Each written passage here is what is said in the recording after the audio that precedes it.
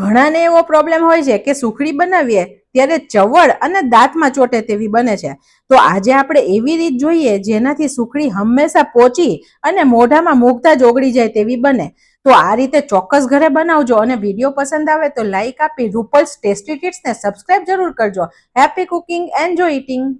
સુખડી બનાવવા માટે આપણે એક જાડા તળિયાવાળું વાસણ લેવાનું. તળિયું જાડું હોવું જોઈએ, પતલું હશે તો સુખડી બળી જશે. ગેસની ફ્લેમ એકદમ સ્લો રાખીએ. આપણે ઘરની કોઈ પણ વાટકીને માપ તરીકે સેટ કરી લેવાની અને તે જ વાટકીથી બધી વસ્તુનું માપ લેવાનું જેથી પરફેક્ટ બને. અત્યારે મેં એક વાટકી પીગાળેલું ઘી લીધું છે. ઘી પીગાળેલું લેવાનું. જો થીનું હશે કે થીજેલું હશે ને તો વધારે પ્રમાણમાં થઈ જશે. સુખડી ચવડ બનવાનું એક કારણ છે કે તમે ઘી નાખો અને ઠંડુ હોય ને ત્યારે જ આપણે લોટ એડ કરી દઈએ. એવું નહીં કરવાનું. ઘીને પહેલા થોડું ગરમ થવા દેવાનું. થોડો લોટ નાખીને ચેક કરવાનું. લોટ થોડો સતળાય પછી આપણે બીજો લોટ એડ કરવાનો, કેમ કે જો ઠંડુ ઘી હોય ને તો તે ચીકાશ પકડી લે. સુખડી એવી વસ્તુ છે કે બધા તહેવારમાં અને એમ પણ આપણા ઘરે બનતી જ હોય છે, પણ દર વખતે અલગ અલગ ટેસ્ટ અને ટેક્સચરની બને. ઘણીવાર ચવડ બને, ઘણીવાર મોળી બને. તો આજે આપણે પરફેક્ટ જોઈએ કે જેથી હર ટાઈમ સુખડી આપણી બેસ્ટ બને. કેમ કે માપ તો બધા કહી દે છે ફ્રેન્ડ્સ, પણ કઈ વસ્તુ કેટલી ગરમ કરી, ક્યારે શું નાખવું તે બહુ ઇમ્પોર્ટન્ટ છે જેથી સુખડી સરસ બને.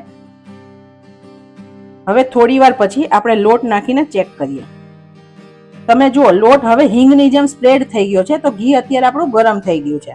આટલું ઘી ગરમ થાય પછી આપણે એક વાટકી ઘઉંનો રોટલીનો લોટ ઉમેરીએ છીએ, જે ઝીણો લોટ હોય. અને સુખડી બિલકુલ ચવડ ના થાય તેની માટે આપણે 1 કપ જેટલો ઘઉંનો જાડો લોટ એટલે કે કરકરો ભાખરીનો લોટ એડ કરીએ છીએ. ગેસની ફ્લેમ એકદમ સ્લો રાખી અને આપણે હલાવવાનું છે.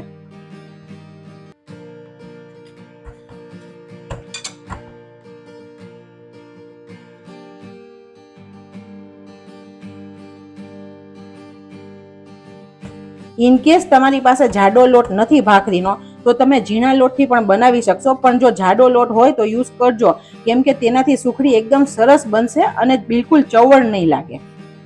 આ છે સુખડીનું પહેલું સ્ટેપ. ઘી નાખતા પછી બધું ઘી શોષાઈ ગયું અને લોટ છે ને તે થીક થઈ ગયો છે. આમ ફરે ને ત્યારે હલકો હલકો નથી.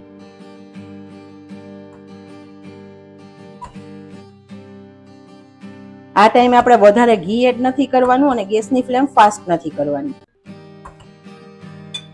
આને આપણે હલાવતા હલાવતા બિલકુલ હલકો લોટ થઈ જાય, ઘી દેખાય અને એકદમ સરસ સુગંધ આવી અને ગોલ્ડન થાય ને ત્યાં સુધી શેકવાનું. હલાવવાનો નીચેથી ઉપર, જેથી નીચે બેસતો ના જાય તળિયામાં.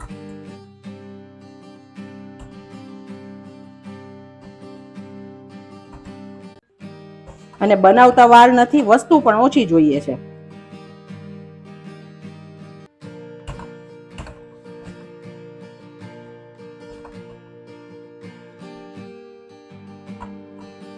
તમે જુઓ હવે પહેલા કરતા થોડું ઢીલું થયું છે મિશ્રણ.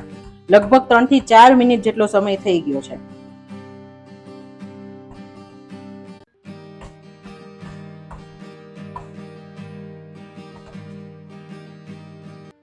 ફ્રેન્ડ્સ, આ રેસીપીનું નામ જ સુખડી છે. સુખડી એટલે સુખ દે તેવી. આપણે હજી પણ ઘણીવાર એવું કહીએ છીએ કે સત્યનારાયણ ભગવાનનો શીરો હોય ને તે બેસ્ટ શીરો હોય ખાવામાં, એટલો સરસ સ્વાદવાળો હોય. અને તે જ શીરો રવાનો ઘરે બનાવો તો એ સ્વાદ ન લાગે. તો કેમ નથી લાગતો? કેમ કે આપણે ભગવાનની પ્રસાદી બનાવી છે ને, એટલે ભાવ સાથે બનાવી છે કે મારા ભગવાન જમવાના છે. તો આપણે બધા ભાવથી બનાવશું ને તો બહુ સારો ટેસ્ટ વાળી રસોઈ બનશે.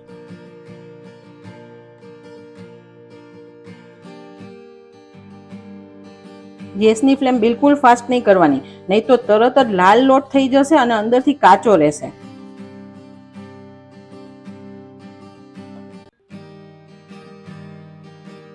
હવે લગભગ 5 મિનિટ જેવું થયું છે ટોટલ, અને હવે લોટ થોડો થોડો ઢીલો થતો આવે છે. હું તમને સમય વાઇઝ પણ કહેતી જાઉં છું જેથી તમને ખ્યાલ આવે.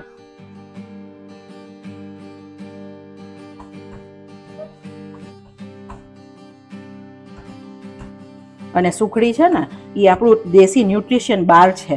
એમાં ઘઉંનો લોટ છે, ઘી છે, ગોળ છે, તો શરીરને પૂરી તાકાત આપે છે. અત્યારે આપણે ન્યુટ્રિશન બાર, પ્રોટીન બાર ખાઈએ છીએ, તેની જગ્યાએ સવારે 1 કટકો સુખડી ખાઈએ ને તો આપણને એટલી જ એનર્જી મળે.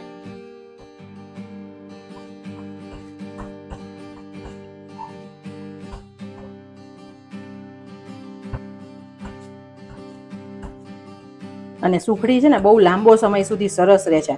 તમે ટ્રાવેલિંગમાં કે બહારગામ કે બાળકો હોસ્ટેલમાં રહેતા હોય તેને બનાવીને આપો ને તો 1 મહિના સુધી સુખડીને કશું નથી થતું, તો તે લોકો લાંબા સમય સુધી ખાઈ પણ શકે છે.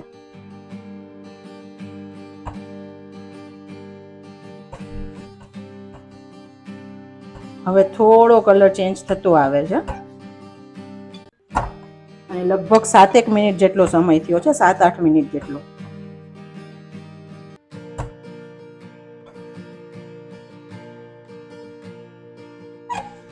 હવે તમે જુઓ અહીંયાથી થોડું થોડું ઘી હવે લૂઝ થઈ રહ્યું છે, છૂટું પડી રહ્યું છે, થોડું લિક્વિડ દેખાશે ને થોડું શાઇની દેખાશે તમને. આ ફેસ ડિટેલ સાથે એટલા માટે બતાવું છું ફ્રેન્ડ્સ કે આ ભાગ જ ઇમ્પોર્ટન્ટ છે. જો લોટ સરખો નહીં શેકાય ને તો સુખડી સારી નહીં બને.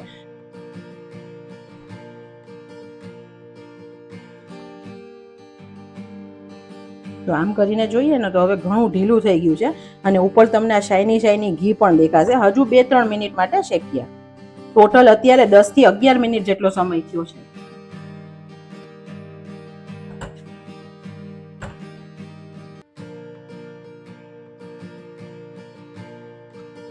હવે તમે જુઓ આખી કડાઈમાં સરસ લોટ ફરી રહ્યો છે, બિલકુલ લોટ કઠણ નથી.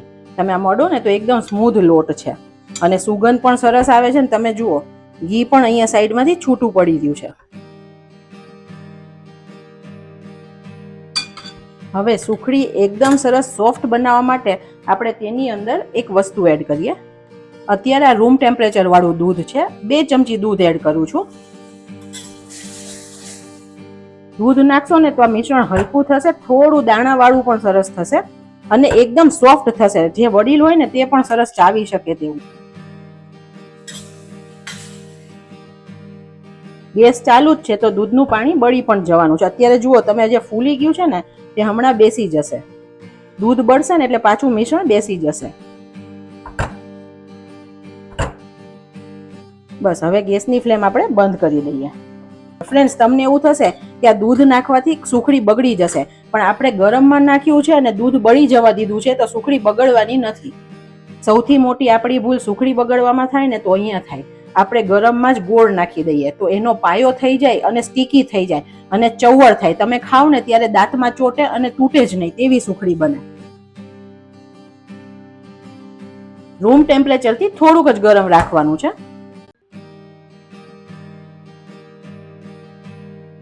જે થાળીમાં સુખડીને ઠારવી છે અથવા મોલ્ડમાં તેને ઘીથી ગ્રીસ કરી લઈએ.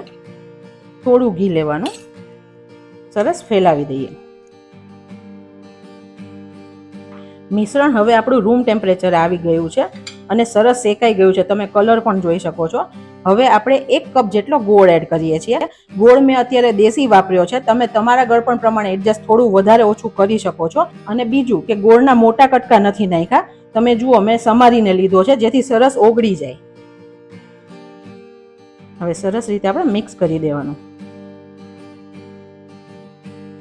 આપણું ઘી પણ એકદમ સરસ પરફેક્ટ છે.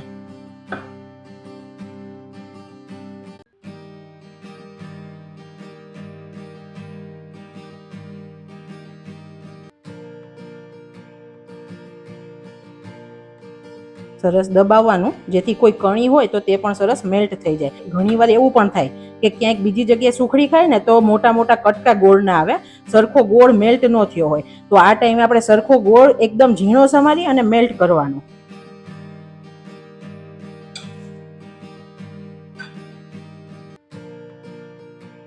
આપણો ગોળ સરસ રીતે ભળી ગયો છે.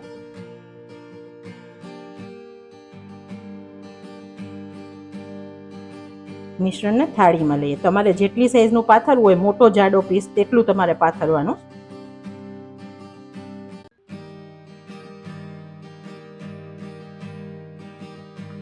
આપણે તેને ઇવન કરી દઈએ. સ્ટીલના વાડકા ઉપર ઘી લગાડી અને તેને ઇવન કરીએ.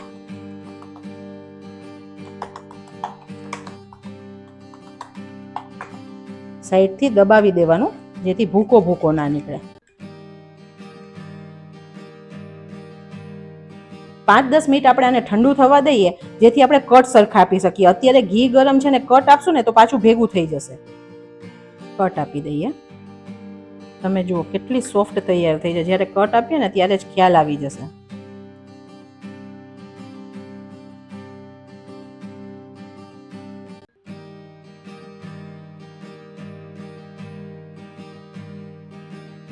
હવે આને કટ આપ્યા પછી 1 કલાક પૂરી ઠંડી થવા દેવાની, પછી પીસ કાઢવાના જેથી તે તૂટી ના જાય.